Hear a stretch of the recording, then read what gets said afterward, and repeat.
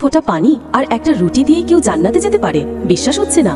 তাহলে শোনো, একটা চোখে পানি এনে দেওয়ার মতো সত্যি ঘটনা। একদিন প্রচন্ড গরমে এক বৃদ্ধ রাস্তায় হাঁটছিলেন। জামা ছেঁড়া, পায়ে জুতো নেই, আর ক্ষুধায় কাঁপছেন তিনি একটা বেকারের সামনে দাঁড়িয়ে বললেন, বাবা, একটু রুটি দিবেন? দোকানদার রাগী গলায় উত্তর দিল, টাকা নাই তো রুটিও নাই। বৃদ্ধ কাপা চোখে দাঁড়িয়েছিলেন। ঠিক তখন একটা ছোট্ট মেয়ে এসে নিজের পকেট থেকে একটা রুটি আর পানির বোতল বের করে দিল। মেয়েটি বলল, নিন চাচা, এটা খেয়ে নিন। বৃদ্ধের চোখে জল, মুখে শুধু একটা কথা, আল্লাহ তোমার মঙ্গল করুক মা।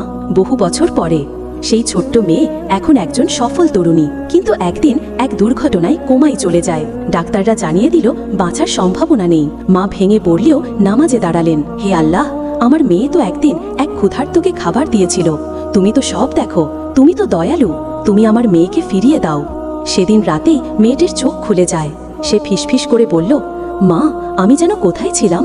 কেউ বলল, ফিরে যাও, আল্লাহ তোমার একটা ছোট কাজ দেখে খুশি হয়েছেন। তাই মনে রেখো, এক ফোঁটা পানি আর একটা রুটি হতে পারে তোমার জান্নাতের টিকিট। কখনো কোনো সৎ কাজকে ছোট মনে করো না।